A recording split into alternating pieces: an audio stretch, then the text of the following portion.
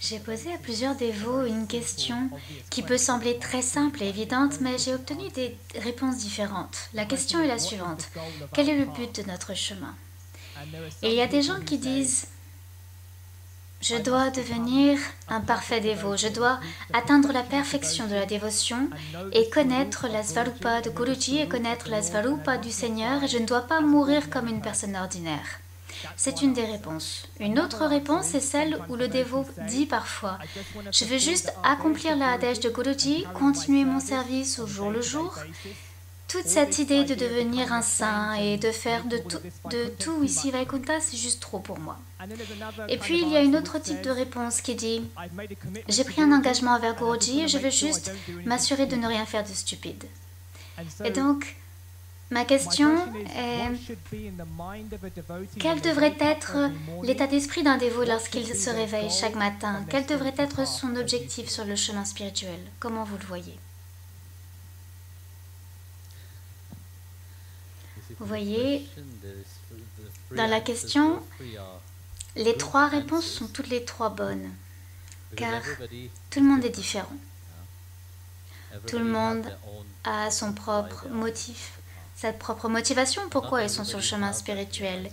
Et tout le monde n'a pas cette réalisation. Car vous voyez, si on prend la première réponse par exemple, la première réponse que vous avez donnée était, vous pouvez la répéter s'il vous plaît? C'est de connaître le Svarup de Guruji.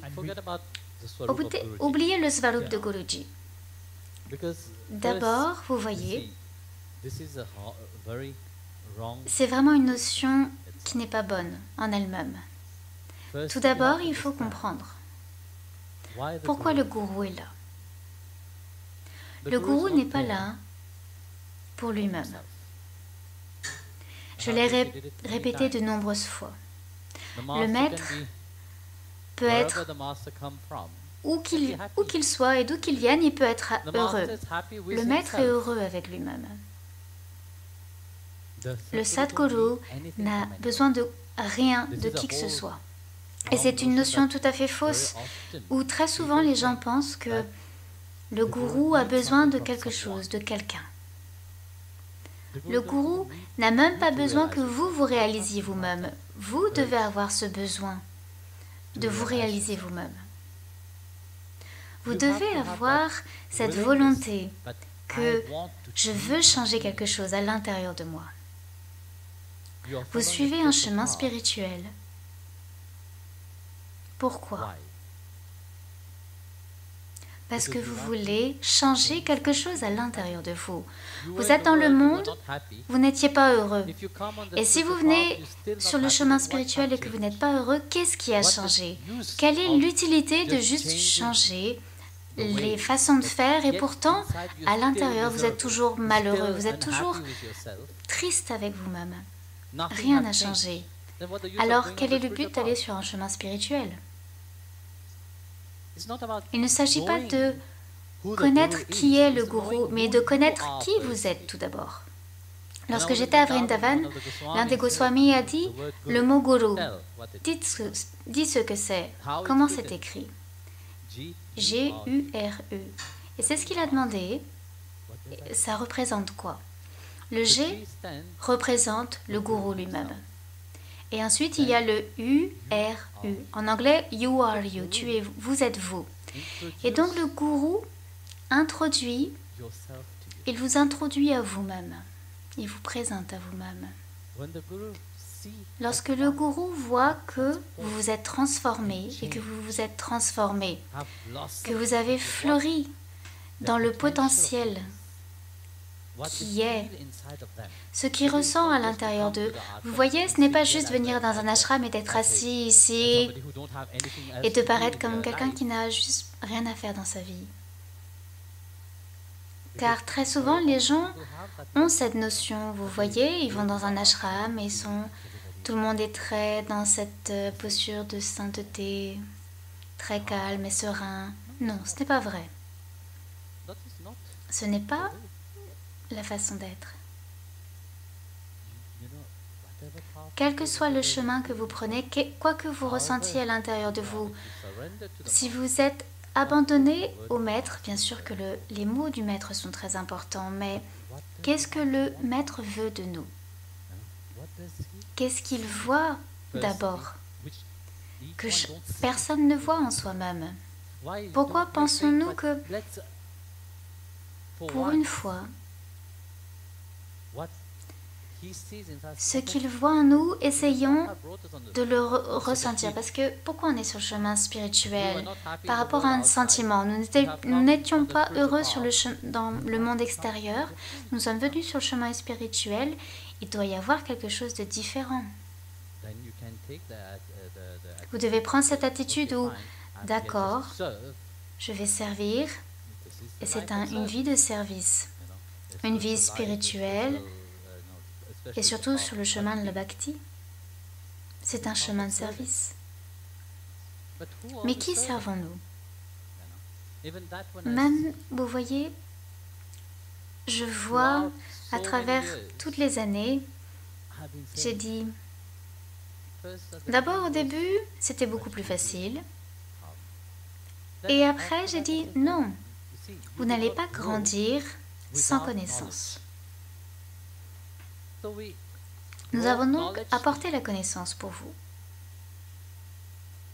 Et vous ne pouvez pas s'attendre à ce que le gourou vienne et vous force d'avoir cela. Vous devez avoir cette volonté. Guruji donne cela. Alors je veux participer. Ce que vous pouvez contribuer dans le monde, c'est amener cette connaissance dans le monde extérieur, de l'amener aux autres personnes. Vous avez reçu quelque chose. Vous avez goûté quelque chose qui est magnifique, ok? Alors quel est votre devoir? De le partager également. C'est le devoir d'un dévot. Et c'est ainsi, non seulement que le monde grandisse, mais vous également. Si vous restez juste avec les mêmes personnes, à dire les mêmes gloires aux mêmes personnes tout le temps, qu'est-ce qui change? Rien ne change. Si vous allez voir un dévot et parler de la gloire du dévot au même gourou, qu'est-ce qui aura changé? Rien n'aura changé. Et c'est ce qu'il est dit dans la Bible. Quel est le but d'aimer ceux qu'on aime déjà? C'est comme, j'ai donné un exemple. Vous avez un sommet où vous parlez du fait d'être végétarien. Et ensuite, vous remplissez la pièce, peut-être 300, 400 personnes qui sont là au sommet à vous écouter en train de parler du végétarisme. Et la plupart des gens, ils sont tous végétariens. Ils vont vous applaudir, peut-être que vous aurez dit quelque chose de magnifique, de très beau. Ils vont vous applaudir gentiment. Et ensuite, quand ils partent, qu'est-ce qui aura changé? Rien n'aura changé, car ils vont continuer avec leur vie en tant que végétariens. Mais si vous faites un sommet avec des gens qui ne sont pas végétariens, vous leur expliquez le bénéfice d'être végétarien. Et là où ce n'est pas bien de manger de la viande, de manger des œufs, du poisson, peu importe, expliquez cela aux gens. Et au moins certaines personnes changeront. Et c'est ce que nous faisons, vous voyez. Vous ne grandissez pas en vous-même. Vous vous éduquez seulement pour vous-même. Et à quoi contribuez-vous pour les autres? Qu'est-ce que vous amenez aux autres? Ce que le gourou a vu à l'intérieur de vous veut dire qu'il y a un potentiel en vous qui peut être amené à quelqu'un d'autre à l'extérieur. Si je me suis transformée, si j'ai changé à travers les 3 aspects, comme tu l'as dit, car ces 3 aspects sont corrects. Chaque approche du dévot, le dévot approche le maître d'une façon différente. Et c'est ok, c'est très bien. Mais ma question, c'est, d'accord, si vous avez changé, en quoi pouvez-vous contribuer envers les autres, envers la société, envers les gens qui ont besoin de vous? C'est une chose qui est très importante. C'est pourquoi vous devez vous éduquer. Vous devez avoir cette connaissance. La spiritualité représente également cette connaissance. Et cette connaissance veut dire que d'abord, vous devez grandir et devenir vraiment fort dans votre foi, être vraiment fort dans votre croyance et vraiment être vous-même. Qui, très souvent, c'est quelque chose de très difficile. On aime prétendre parce que Guruji a dit quelque chose, vous savez, et on doit prétendre. Mais Guruji veut que vous soyez vous-même. Et il vous aime de la façon dont vous êtes. Il vous a accepté de la façon dont vous étiez. Mais cela ne veut pas dire que vous devez rester de la même façon. Vous devez vous épanouir, vous devez grandir. Si vous plantez une graine dans le sol et que vous ne l'arrosez pas, vous dites juste, la graine est là dans le sol et vous pensez qu'elle va grandir? Non. Elle va grandir, oui, avec le temps, probablement. Mais elle va être suffoquée par les mauvaises herbes parce qu'elles poussent facilement. Et vous voyez, les mauvaises herbes, vous n'avez pas besoin de vous en occuper. Elles vont pousser toutes seules. Et ainsi, si vous dites juste, oui, je suis un dévot et vous vous asseyez de façon oisive et vous ne vous transformez pas réellement et que par la connaissance, par la Gita est un exemple comment la transformation d'Arjuna se produit. Pensez-vous que si Krishna avait dit à Arjuna, ok Arjuna, c'est bien, c'est ok, tu pleures, rien ne va se produire, vous pensez que Krishna va parler ainsi à Arjuna? Vous pensez qu'il aurait eu cette conversation? Non, parce que Arjuna avait cette volonté d'écouter Krishna, il avait cette volonté de changer. Il y avait cette volonté à l'intérieur d'Arjuna. Et c'est pourquoi Bhagavan lui a parlé. C'est pourquoi le gourou continue de parler aux dévots pour leur rappeler pourquoi ils sont ici. Mais que faisons-nous? Nous choisissons de ne pas écouter.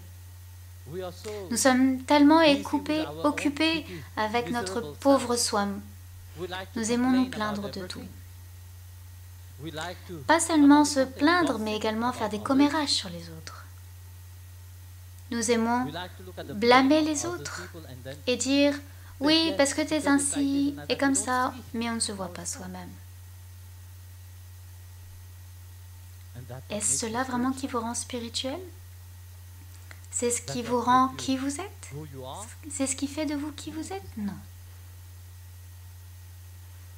Juste parce que vous ne vous êtes pas réellement adapté à ce que le maître voit à l'intérieur de vous. Et c'est pour ça que j'ai dit, les 3 points sont très bien, les 3 approches. Par ces questions, elles sont correctes. Mais la transformation doit avoir lieu. Sinon, vous resterez pareil. L'extérieur seulement aura changé, mais à l'intérieur, rien n'aura changé. Seulement à l'extérieur, où vous serez embelli, mais à l'intérieur, c'est toujours l'obscurité.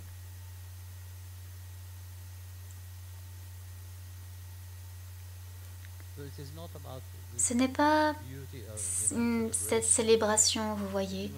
Quand vous n'êtes pas satisfait avec vous, à l'intérieur, c'est quoi cette célébration? Qu'est-ce que le service? Dans le service, on s'oublie soi-même. On sert le gourou, par exemple. Le moi, le je ne sont pas là. Il n'y a que lui.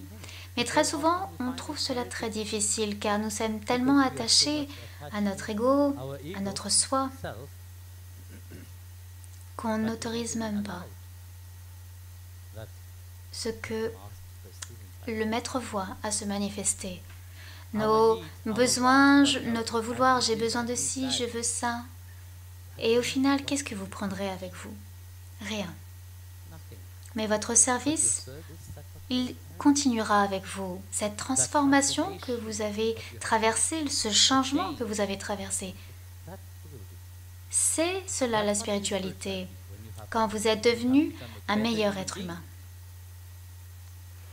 Si vous êtes toujours sur le chemin spirituel et que vous êtes toujours très arrogant, avec de la fierté, avec de la jalousie, que vous avez toujours de l'envie, tellement de choses, vous avez il y a normalement 6 mauvaises qualités que les gens gardent de façon très égoïste et envieuse.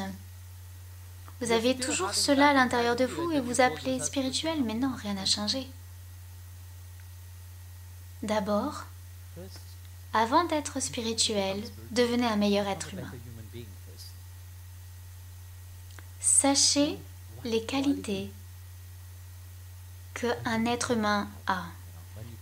Quand on peut s'appeler un être humain, cette qualité d'amour, elle doit être à l'intérieur de vous.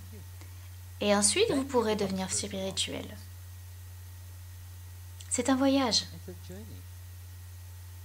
C'est un voyage où on abandonne et où on embrasse en même temps. Abandonnez vos qualités négatives et embrassez vos qualités divines, ces bonnes qualités qui sont à l'intérieur de vous. Sinon, vous vous transformerez seulement à l'extérieur, mais pas de l'intérieur. À l'extérieur, on peut dire plein de choses. Les sens peuvent dire beaucoup de choses. La langue peut dire beaucoup de choses. Cela ne veut pas dire que vous signifiez vraiment. Combien de fois vous dites des choses, mais vous ne voulez... Ça n'a pas vraiment de sens derrière. Même aujourd'hui, vous avez dit beaucoup de choses qui n'avaient pas de signification réelle. Si vraiment vous vouliez dire vraiment ce que vous pensiez, alors la transformation serait là. Juste dire les choses, c'est bien de vouloir dire je veux servir le gourou et d'autoriser le gourou de nous guider, d'être avec nous, mais il doit y avoir une certaine sincérité derrière, car lorsque le gourou viendra et qu'il commencera vraiment à travailler sur vous, ne vous attendez pas à ce que ce soit vraiment doux.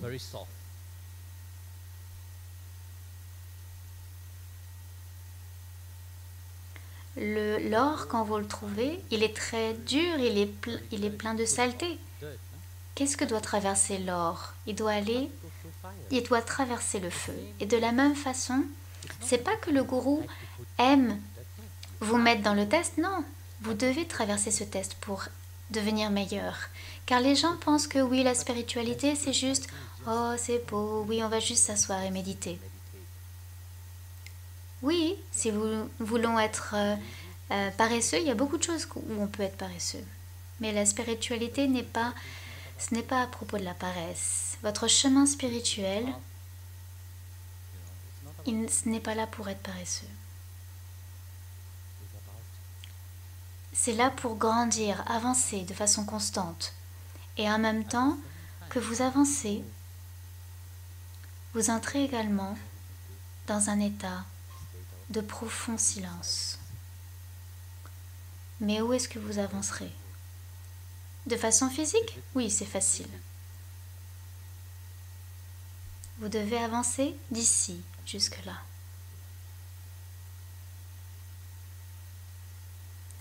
Et c'est le voyage. Alors seulement, vous pourrez vous connecter à ce que le gourou a dit et vous a amené. Et d'être vraiment dans le service. Ce n'est seulement que lorsque vous aurez changé, que vous serez transformé. D'autres questions?